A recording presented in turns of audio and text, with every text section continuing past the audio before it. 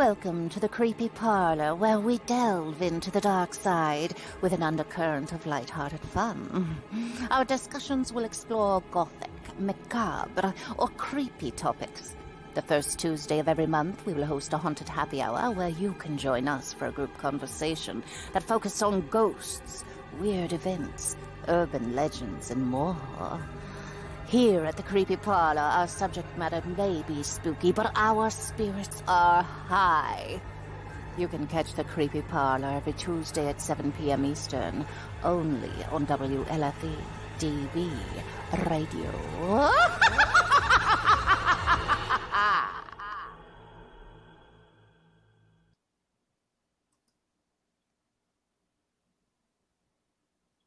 Hello, everybody, and welcome to the Creepy Parlour. Hello. I'm Genevieve, and I'm so excited that we're back for tonight. It's been quite a break. It's been, almost 2 months already? Yeah. I'm here with my dear, sinister sister, Jillian. We have an incredible guest tonight. We have Tom Shear here from Assemblage 23. Just to give you guys a little bit of a background, Assemblage 23 is one of those bands that literally I think we listen to just about every single day. Definitely. How many hours have we danced on the dance floor, QXTs and Aldos? I don't know. I don't remember some of them, so. Yeah, that's true. So before we get too crazy, let's bring Tom in. Let's welcome. Welcome. Hey, everybody. Hi. Thank you. Thanks for having me.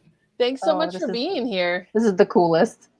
Oh, it's my pleasure. From a birthday hello to this is the coolest for me. Let's just say hi to some people before we get into it. Hi, Kenny Biddle. Hi, Kenny. Our Hi, mom. Mom. Hi, Mom. I know. So you gotta say the highs in the beginning. I know, you gotta get the cheese out of the way. Yep. So one of the reasons that I thought to reach out to Tom for this is because you have the re-release of an absolutely epic, amazing album coming up this year. It's the 20th anniversary of Failure. Yes. Yeah. I can't believe it. I don't know where all the time went. It's weird because I'm only 29. Yeah. You Strangest. It's the strangest. Yes, you wrote this when you were past 20 years. Yeah. Exactly. So weird. So let's talk a little bit about Failure, if you don't mind. Well, actually, let's get into a bit of a background with your music first, real quick. Anything that you want to tell everybody about yourself? I had an interest in electronic music when I was a kid, like even before I really knew what a synthesizer was. I remember hearing Gary Newman and bands like the Cars that used lots of synths in them. And I didn't know what the instrument was. I just knew that I really liked these weird kind of otherworldly sounds that were coming out of it. And I think I bought my first synth when I was in 6th grade. I think I spent all summer mowing lawns for some real estate company, and I saved all up and I got my first synth. And, it just kind of developed and worsened since then. I just got more and more involved in it. And, and now here we are in 2021, and it's 20 years since, Failure came out, which doesn't seem possible, but the calendar assures me it is. Mm-hmm. Especially after we completely lost last year. So, yeah. But yeah. However, you did release Mourn last year, which is another fantastic album, and we'll absolutely. Mm-hmm. We can get into that a little bit more later. But so you've been doing this since 1988, is that? Yeah, I started recording before that, but what could kind of be considered the proto Assemblage 23, when I was starting to make the kind of music that I make now, since about the late 80s. Yeah. Wow. What did you listen to growing up? I know you mentioned Gary Newman and the Cars, but they were big ones for me. I was really into The Cure when I was that was it in high school.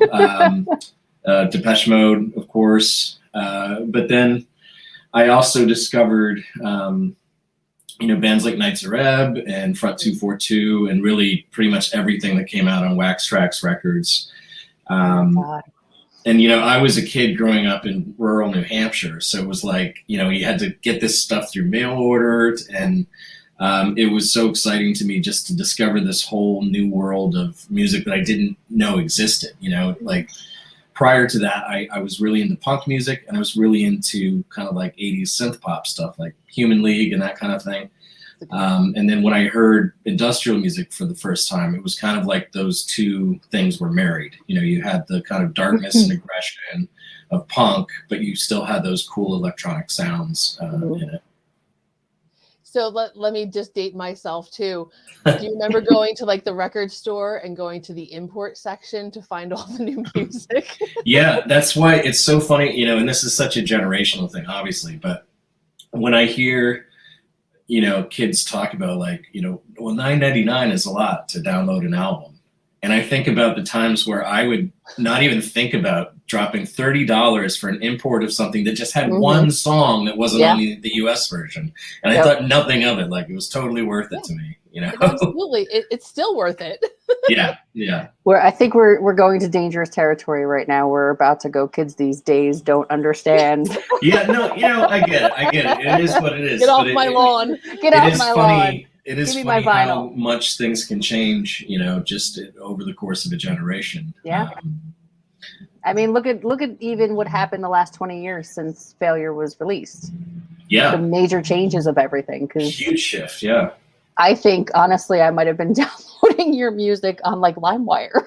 Yeah, that's how a lot of people found out about us. And, when the MP3 thing first came out, I was admittedly feeling pretty panicked about it because, I had put a couple albums out and had some success with it. And now it was like, oh, man, I've worked so hard. And now, I'm worried about the success being torpedoed. And, it didn't really...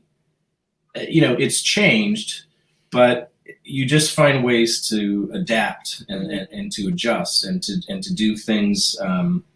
There's other ways to generate income through music, and it makes sense the way that things are now, especially with streaming, where who wouldn't want to pay $10 a month to have access to pretty much every album ever put out? So from a consumer standpoint, it makes a great deal of sense. But it's I feel like I don't know how sustainable a model that is, especially for bands that are just starting out and trying to get a foothold. I think it's a lot harder because you have to go out, you have to play live. Not everybody can do that. It's not feasible. And even if you're willing and able, it's expensive. And who knows if you can get booked? If nobody knows who you are, unless you have some promoters or something personally, it can be tough. It can be a really tough sell. So I think they haven't really fully. We've been through all this kind of tumultuous change over the past 20 years, and I don't think it's changed. It's stopping. I think that change is continuing, and I don't think it's done yet. And so who knows where we'll be in another 20 years? I can't even imagine. It feels like the change is accelerating a little bit lately too. Yeah, for sure. I mean, the streaming thing, it's discouraging because the streams don't pay, a great deal. So it's even if you get a pretty decent amount of listeners, it's not the same as if you sold those records. Wow. But the thing is that prior to that, everybody was just downloading stuff, so we didn't get anything. Yeah. So in a way, the streaming thing at least offers something to the musicians for people who are listening to their stuff. I just don't know if it's a full answer in itself. I think there's other areas that need to be kind of sorted out to make it kind of feasible for, if somebody wants to pursue music professionally. I get a lot of people don't have sympathy for that because it's a cool job that everybody kind of wishes that they had. But why shouldn't somebody do that? Like, art brings a lot of value to our lives, and why shouldn't somebody be able to have a go at making a living? That's what they're passionate about. That's such an important point too, because Jill and I were just having this conversation prior to you jumping on about how the music in the goth scene, like it just means so much to us being part of that group. But your music in particular, it's got like the lyrics are very emotionally charged, very intense. It's what I like to call sad dance music. Yeah, somebody in England once referred to us as sad bastard music. Yeah, I always like that. That's a good well, one. I was saying to Jenny earlier, like there are some days where I can listen to Bravery and I'm dancing around my house cleaning. And then there are other days where I listen to Bravery and those lyrics are hitting way closer to home than I expected. And I'm in a pile, you know, but it's your music that brings that out sometimes. And I love it. Yeah. I think that's the great thing about music in general. You know, Yeah, absolutely. it makes the world seem like a less lonely place. You know, like I know for sure my teenage years like would not have been the same if it hadn't been, you know, that I had all these, you know, I was gloomy teenager like a lot of people, but you know, listening to stuff like The Cure, I was like, it's not just me. There's nothing wrong with me. It's like other people feel the way that I do, and I think that's always been the great power of music is this sort of inclusivity. You know, where there's just things that are inherently human. That we don't realize everybody kind of struggles with sometimes. And well, and a lot of the themes that you are in throughout your music are not talked about in the mainstream. Yeah. They're things so that people stigmatized. shy away from. Yeah. Hide it's very strange because we view mental health in such a different way than we do physical health. Mm-hmm. You know, if somebody, you know, gets the flu, there's no shame in getting the flu. It's you just got the flu. But there's a lot of you know, unwarranted shame around people who struggle with anxiety or depression or, you know, any number of a myriad of issues. And I think that's lessening. I think people are more open about talking about issues like that. And I think people are more understanding because more people have experienced it themselves, either, you know, directly or through family members or friends or significant others. But we have a long way to go, and it shouldn't be a song that makes people talk about this stuff. I mean, I'm happy if it does, but this should be policy. This should, you know, I'm not going to get political, but this is stuff that should be happening on a political level. I agree. Mm-hmm. And it's kind of this crisis that we're ignoring or we want to pretend isn't there because you know, people are kind of ashamed to talk about it. And it's the idea that it's just in your head. It's fine. Yeah. It's just in your head. Just relax. So, you know, it's hard for people to just calm down, to empathize if they have, you know, some people haven't experienced something directly themselves. They don't really realize what a struggle those things can be. But you know, I hope we're moving in a direction where people can talk about that stuff more openly. You know, when I wrote Disappoint, that was something I did for myself to, you know, kind of cope with a lot of the unanswered questions around my dad taking his own life. And it was so eye-opening because when we went out and we toured, and this still happens, almost every show when we meet with fans afterwards, there are 2 or 3 people who have a story that's like, I went through this with my mom, I went through this with my husband, I went through this with my brother. And I realized how much more common it is than I thought it was. And it's just because there's this sense of shame around it. Like it's, you know, it's a weak thing to do or something like that. And I hope that we can, you know, shift our attitudes a bit because they're not really helpful attitudes the way they are now. I think we could do a lot better. I agree 100%. I think that we absolutely can do a lot better than what we're doing. And I just wonder, like, for you, how does that affect you to be going out there and you have all of this emotion in that music, and now you're going out there and you're performing it in front of all of these people? Like, is that a catharsis for you, or is it like I've written it down and now I can move forward? It's a little bit of both. I mean, there's nothing really like the experience of getting to kind of go out and shout about the things that are, bothering you in your life and the things that you're struggling with, and having people affirm that, to have an audience, and that's a really cathartic feeling. But the songwriting process is also part of that, where it's like I feel like I can write about something and I can say, okay, I've dealt with that. I don't have to carry this around and struggle with it. And I think that's true for a lot of people in any kind of creative thing, whether it's painting or writing or whatever. I wish everybody could have a creative outlet, because it's so helpful in dealing with life's more difficult times. Maybe I should just start screaming on my way home from work about my day. I already do that. Just scream out the window. There's a lady on a bus around here who does that already. So I could be friends. Yeah, might ask her for some tips. Yeah. Just record it and it'll be fine. Yeah, there you go. It'll be fine. It'll be all fine. Yeah.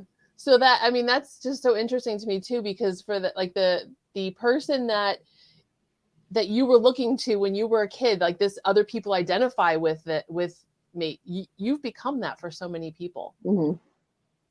I don't know what to say about that. It's very humbling. When somebody says that something that you did made a difference in their life, it's a really nice feeling to be able to have a part in somebody's life that maybe I haven't even met.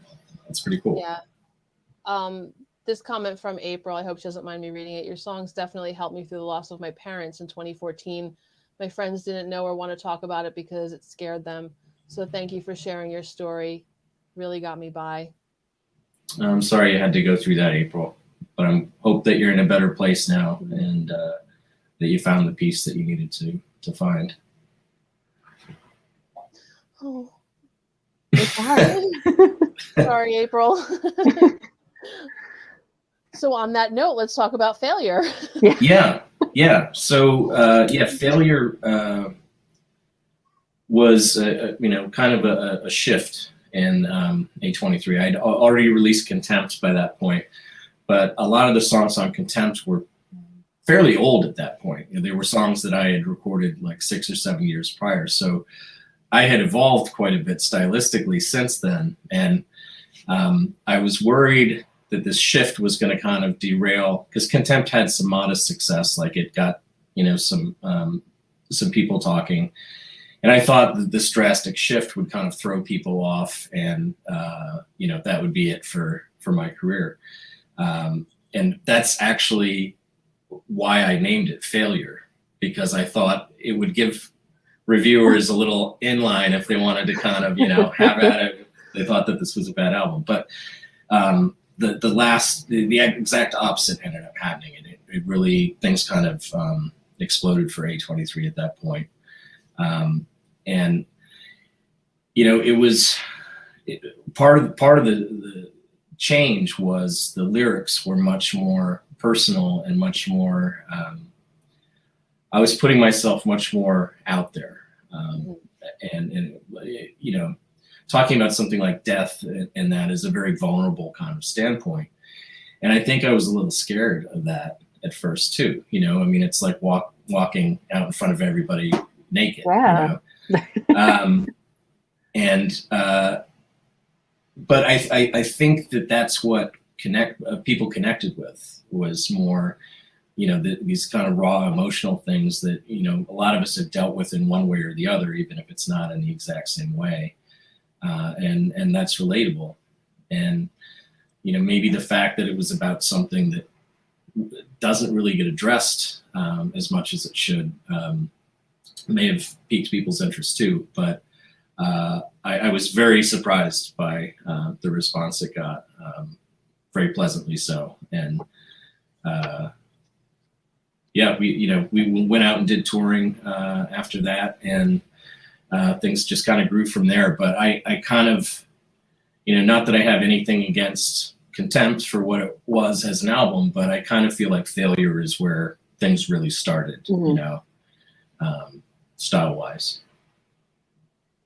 It's one of those albums too that I can listen to from start to finish, and there's no, it's a complete story. Yeah. It's just, Sorry, Joel, I didn't mean to cut you off. No, that's okay. No, it's okay. No, I was just going to say it ties in with the themes that you don't want to talk about, like, and then you go out and perform them all the time. Yeah, that was hard for me too, because I'm not a person who wants to be the center of attention all the time. Like I'm a pretty quiet person, and getting up on stage and fronting a band is pretty much the exact opposite of that. So there was a lot of just kind of mentally disconnecting when I was performing in the early days. But it's like anything that once you've done it a bunch, you kind of it becomes not a big deal. So I can relate on a different level. I used to have this horrifying fear of public speaking, like I still do. Paralyzing, absolutely paralyzing.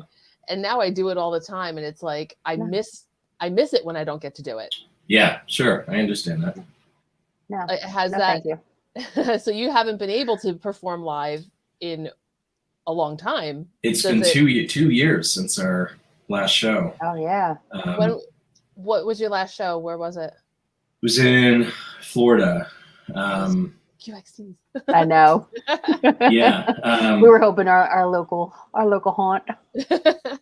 Yeah, it feels very strange. That was a very odd thing with releasing Mourn, because ordinarily, along with the album release, then that means a US tour and a European tour, and this is the first time that didn't happen. And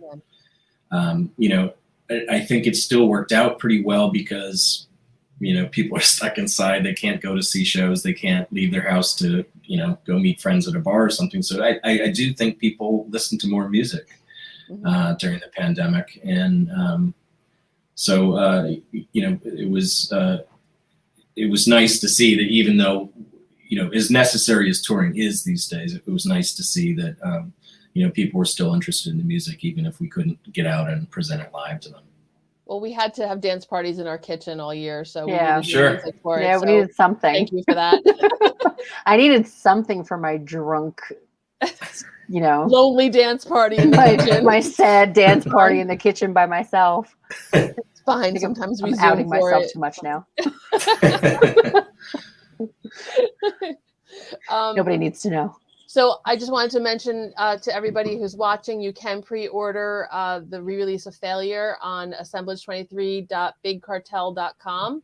I hope I got that right. Yep. And you can pre-order that. When is it coming? When is it being released? It'll be out on September 17th.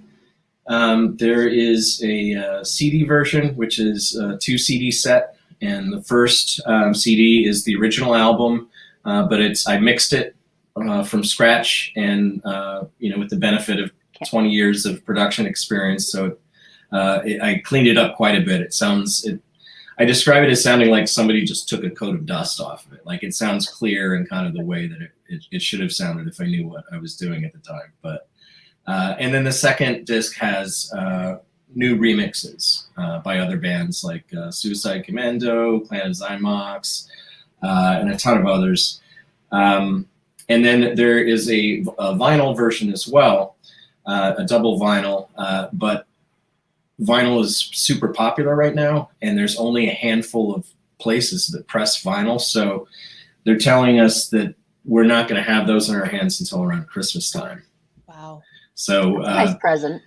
Yeah, but I will say, if you do order the vinyl, we will send you a download code on the day of its release, so you won't miss out on hearing it. It's just the physical product isn't going to be ready until a couple months later than we had kind of hoped. Excellent. So I can have the digital copy, and then I can show off my vinyl copy. That's right. Yeah. Yes.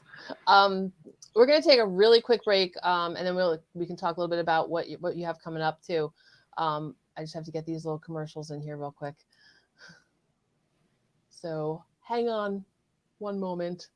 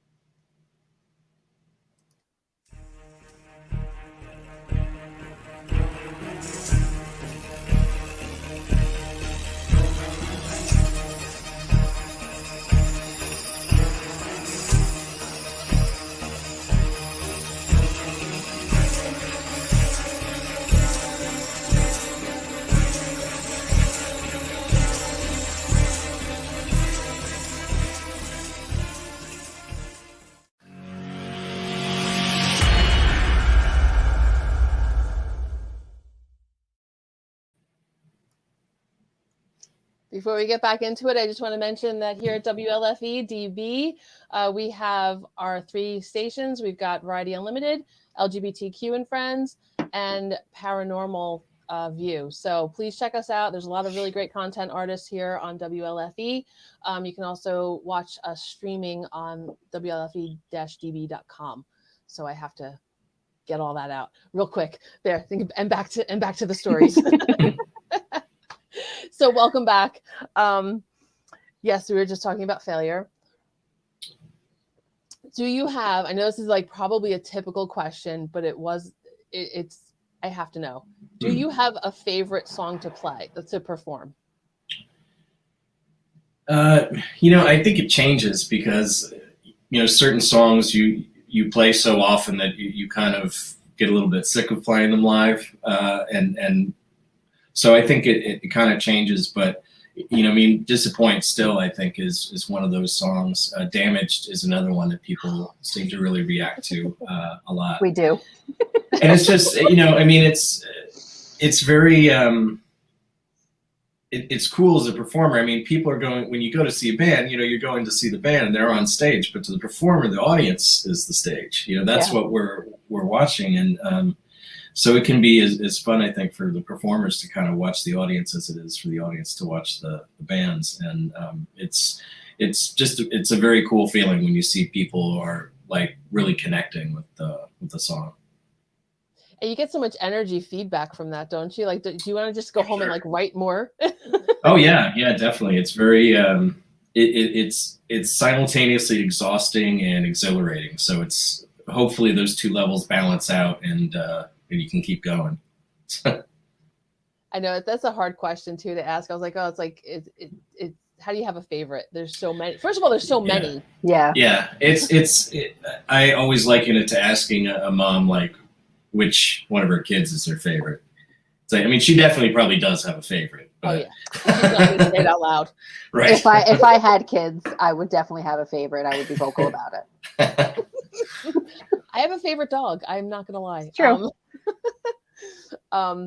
Yes, I think, is there anything that you definitely don't like to play live that you just won't play? No, not really. We try to, shape the set lists around songs that we know are songs that people really connect with and that they're get a really good response. And then, we like to kind of throw in a deep cut now and then, like something that people might not expect us to play. Like the last tour, we ended the night with 30,000 Feet, which we'd never played live before. So we like to kind of throw in surprises like that too. That song, we can't. Everyone, go listen to that one. Go listen to 30,000 Feet. Not before a flight, though. No, definitely not. But listen to it because it's amazing. Jill, did you have any other questions right now? When you do like your European tours and things, like do you do like when you do the bigger kind of like the festivals over there, because we don't really have those here, is there anyone that you like to see? One of my favorite festival memories was well, there's 2 that come to mind. One was in the Blackfield Festival in Germany, which I'm not sure if that one is still happening anymore or not. IMX was the headliner one night, and I had been a big fan of IMX for a while, but I'd never seen him live. And the way that festival was laid out is the backstage area for all the bands was on the side of one of the stages. And it was raining outside, but I really wanted to see IMX. So I stood out there in the rain, I was watching it, and I was just like blown away, thought the performance was great. And I noticed as I'm looking around me, like every other band has come from the backstage and is watching them play. And my other favorite that's so cool memory was we played, used to be a festival in Arvika, Sweden, called Arvika. And one year, we were playing and we were on the plane with The Cure. We went through, we were going through security and my manager Don't pass out, Jenny. My manager had a suitcase kind of full of mics and some audio stuff, and the security person was saying, "What is this?" And he goes, "Oh, we're musicians." And the guy goes, "Oh, there's some other musicians over there." And I look over, and it's Robert effing Smith and the Cure sitting over there. But it didn't end there. We arrived and we flew into Norway. So they sent a van to pick us up to drive us into Sweden. And I ended up sharing a van with one of the guys from Orbital, which is like one of my favorite bands.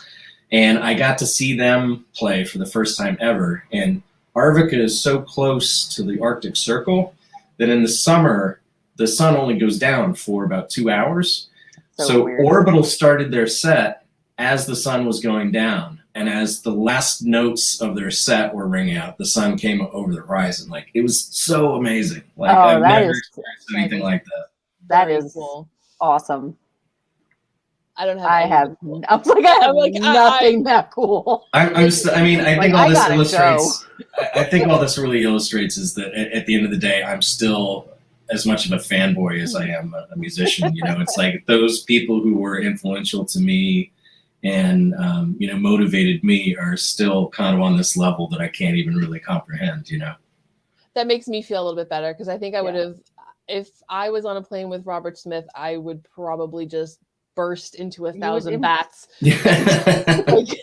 That's like the epitome of like goth girl, fangirl all over the place. Yeah. I've loved The Cure since I was like 14 years old. So excellent. Yeah, great band. Absolutely. Like your Kevin Bacon moment. You're only how many people from The Cure right now? So are you gonna call Robert now, or can you get him on the phone for us? Thanks. I'll see what I can do. I call him Bob. That's just the love, you know. Oh well, excuse us. This is what happens when you play those festivals. You're automatically friends with all the other bands there. So well, that brings me to the next point. When you're on the Creepy Parlor, now you're friends with us. So excellent. So look for our big dumb faces whenever you're in the New York, New Jersey, or Philadelphia area. I can't wait. Yes, like Dark Side of the Con. Let's talk about some stuff you have coming up. Yes. Yeah. I can't wait. So we have the first shows that we've done in forever. September 10th, we're playing at the Crucible in Madison, Wisconsin. That show will require proof of vaccine for entry. So don't have to get vaccinated if you don't want to, but you can't come to that show if you don't have proof. And then the following night, September 11th, we're going to be playing at the Amsterdam Bar and Hall, which I think is in St. Paul, Minnesota, the Minneapolis-St. Paul area. And that's going to be both Assemblage 23 and Helix are going to be playing both of those shows.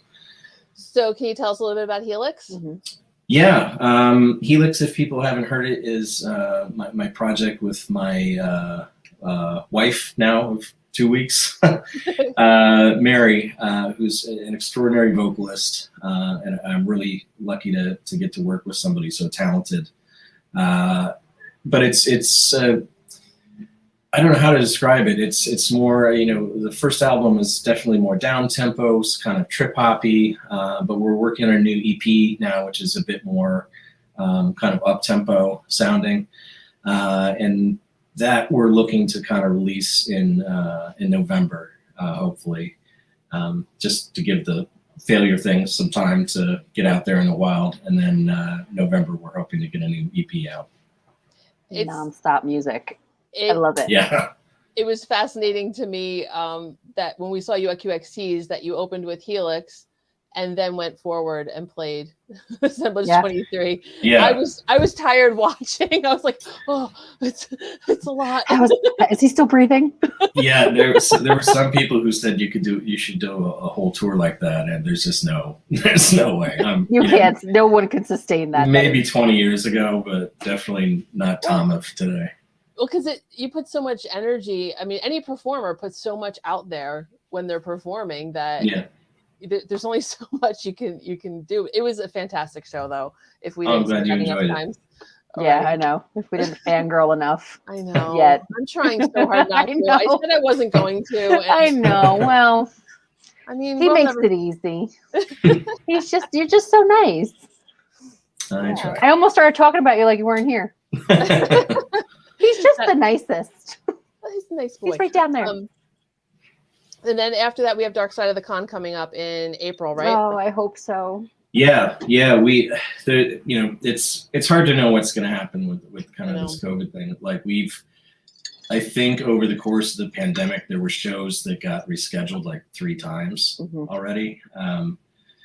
So, we're scheduled to come and make those up, and hopefully everything will be make that possible to do safely, because we really do miss playing out live, but not so much that we want to put fans at risk, of their health and that sort of thing. We want to do it responsibly. So, whatever happens, but we're definitely looking forward to getting out on the stage again. It's just been such a long time.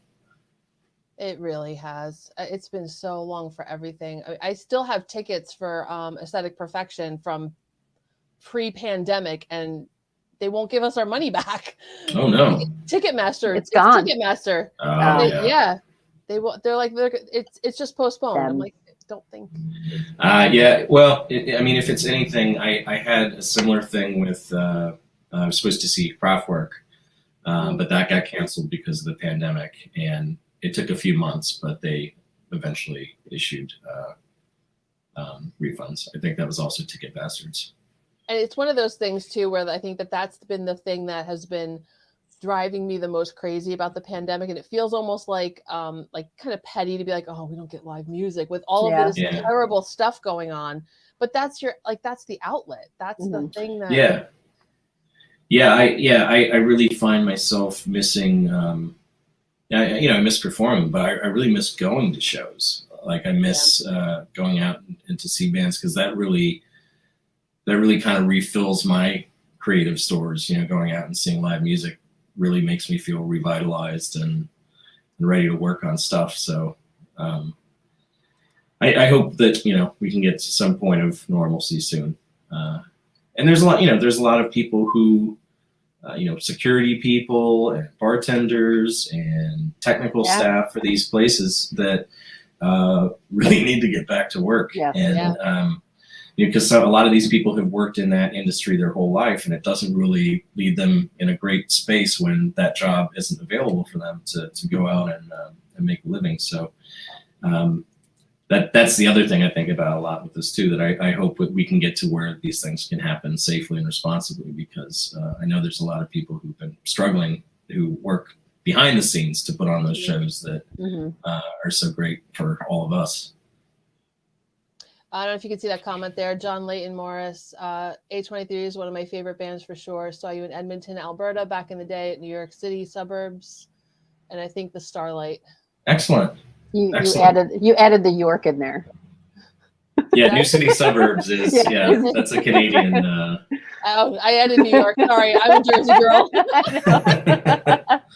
I can see New York from my window. So sure. That's understandable.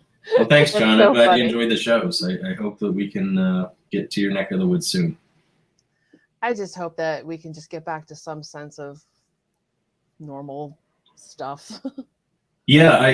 Prior to this whole thing, like one of my favorite genres of literature was always like dystopian.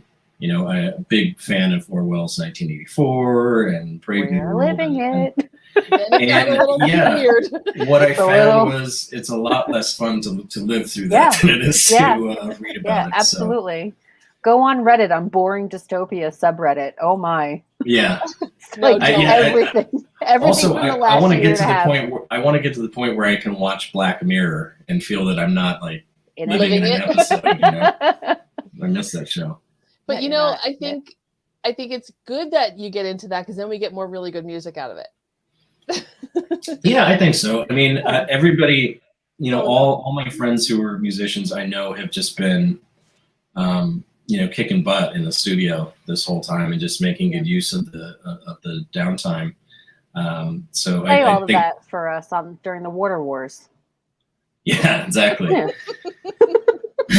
Just be on a boat somewhere, That's right. Listening to the re-release of Failure. Yeah, exactly. There we go.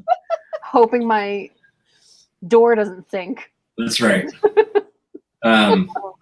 Well, you know, Kevin Costner can save us all. Yeah. Maybe. Sorry. Nobody probably remembers Waterworld. But... Yeah, we do. Yeah, we do. We're just afraid that we're heading there. Yeah. Exactly. So, Real close to New York City. Yes, but as evidenced by my slip. Guys, you can pre-order Failure at www.assemblage23.bigcartel.com. And definitely check out all of Tom Shear's stuff on you're on Facebook, Twitter, Instagram. No, not presently. I'm not a believer that I have to be on every social media platform. It's like, you know, Twitter and Facebook is good for me.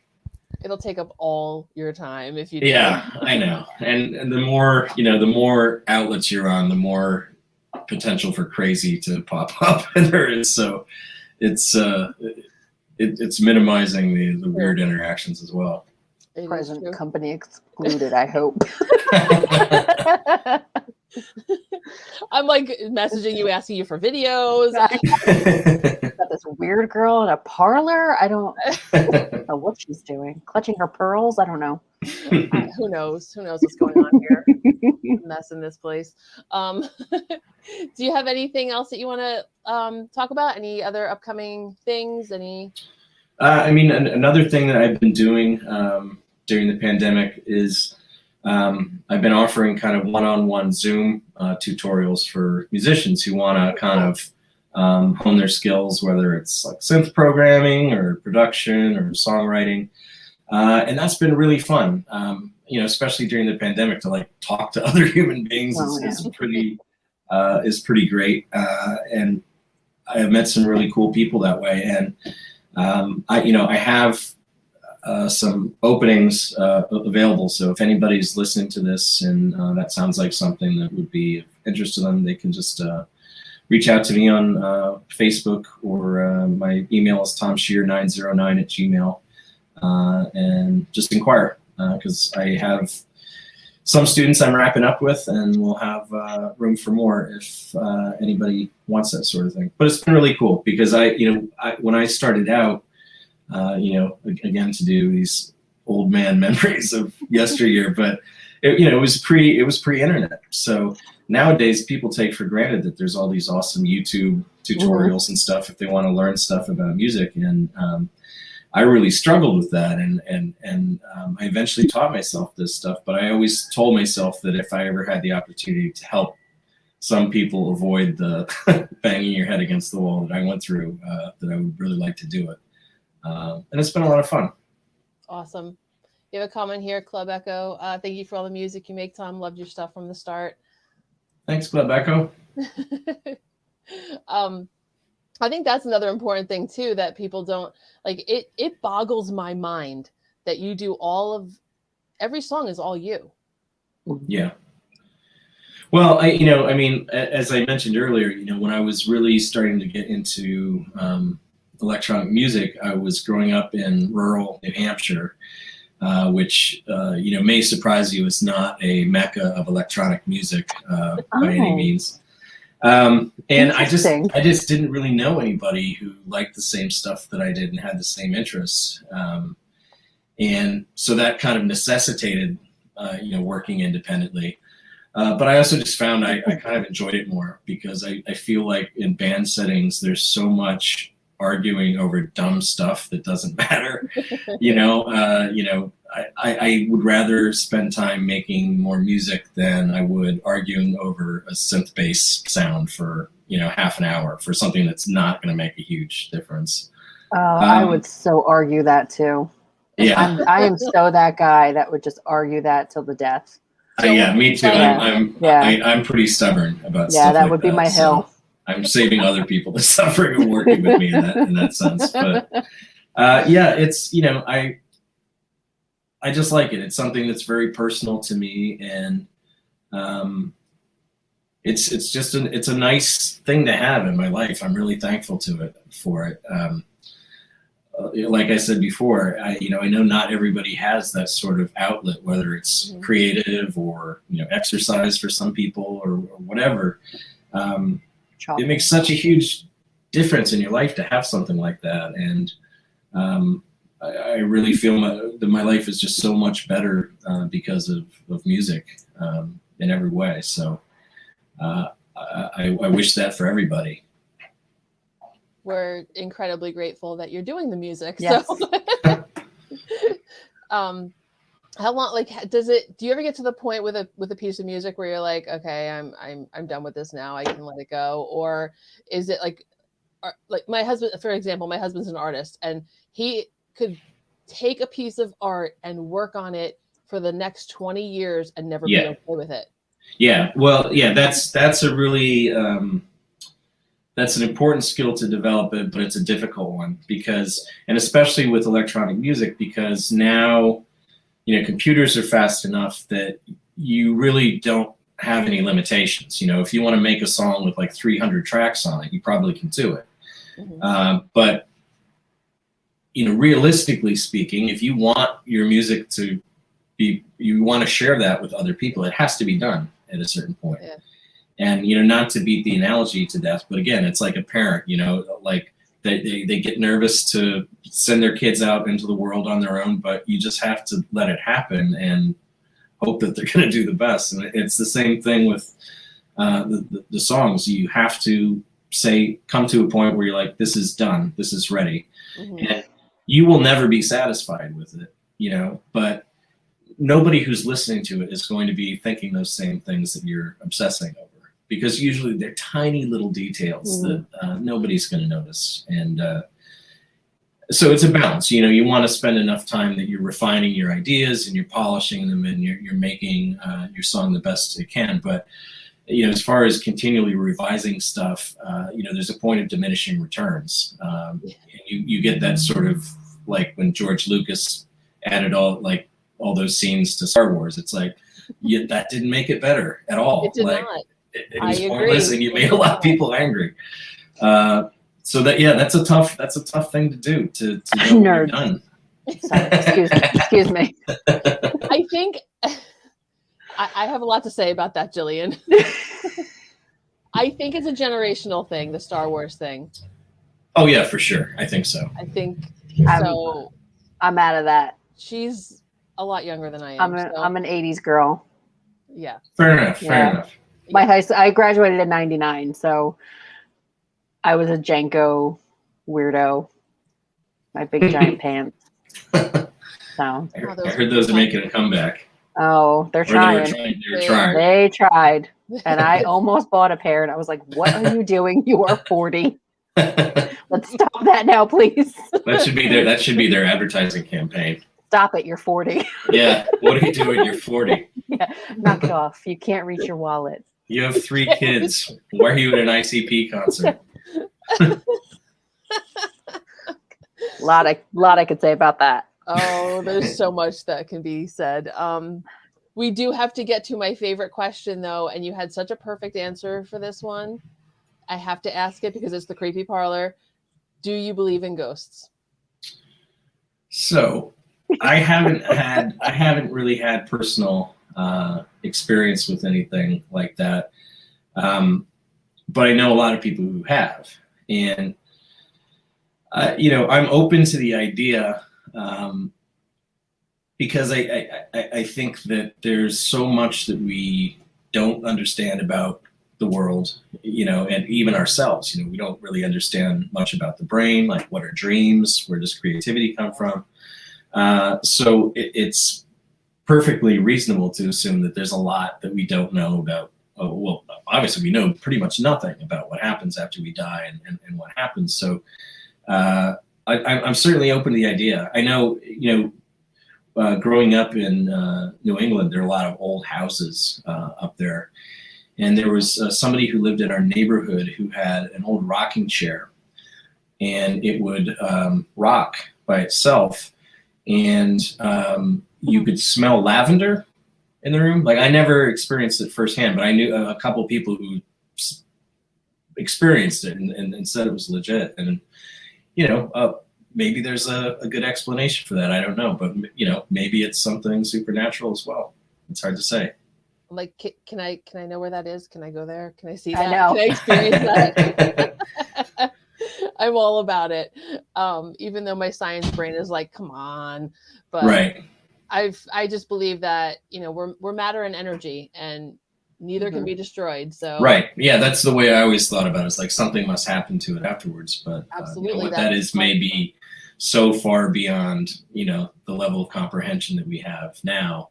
I think we try to humanize things, like make things that we don't understand, frame them in a way that we do understand. So, we have this image of God as like a human, and all of these things, heaven is a place that we go afterwards. And I think that the reality is probably far more fantastical and crazier and beyond what we can understand with our puny little minds.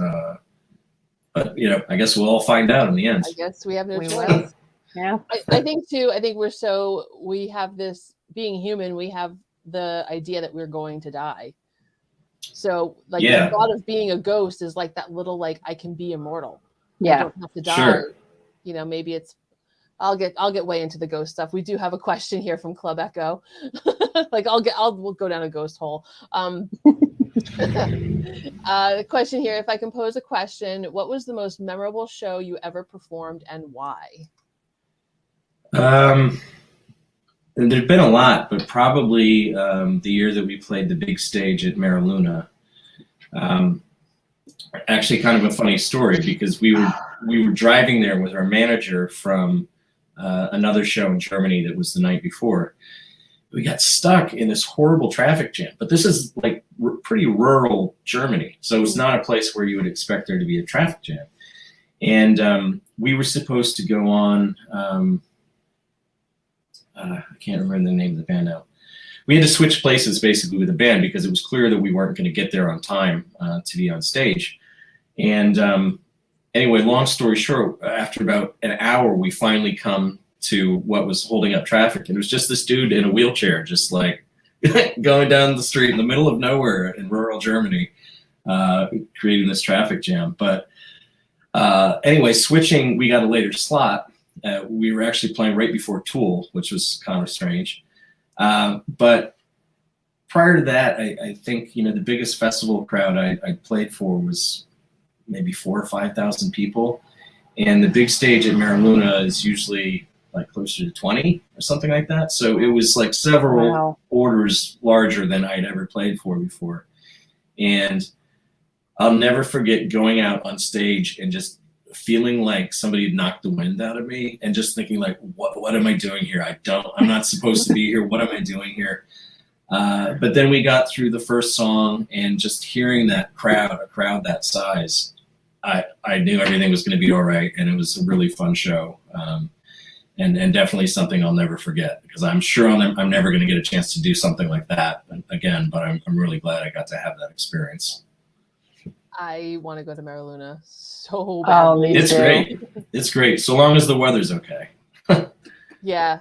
I don't get on planes. Well, that, yeah. Hinders that a little bit. A little bit.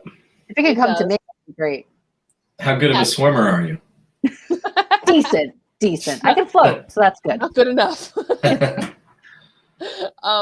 So we only have about 5 minutes left. I want to make sure that we mention again that you have your re-release of Failure.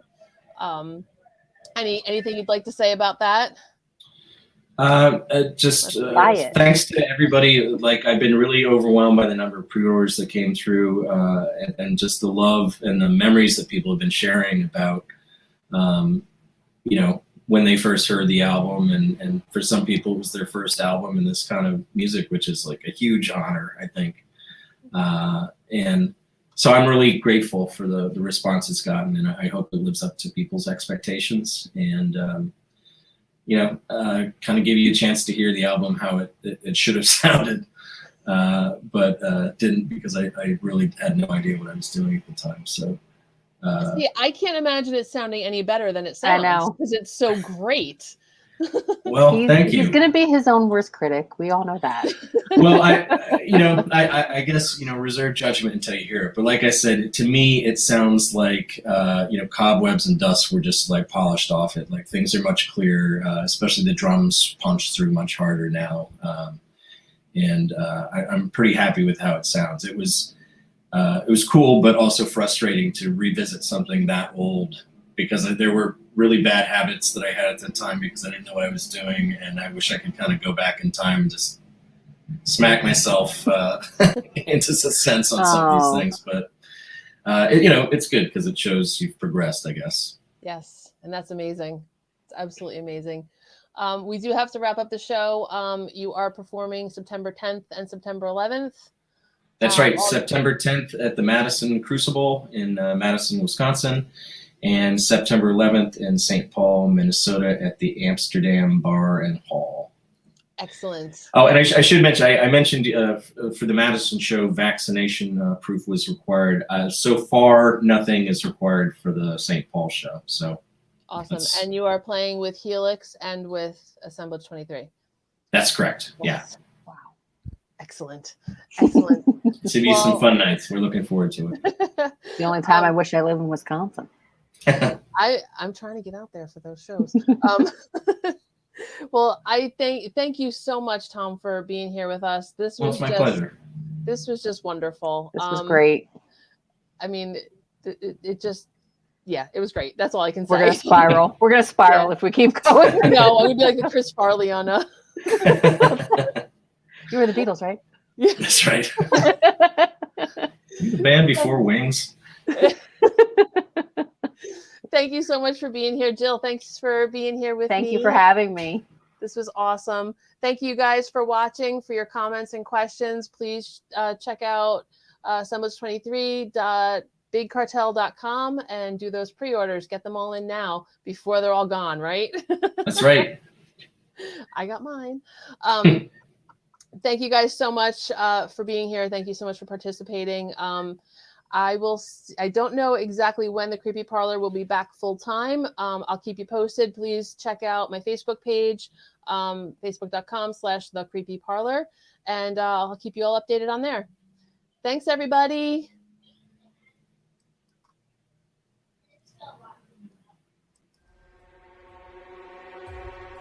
Thank you for joining us on the Creepy Parlour.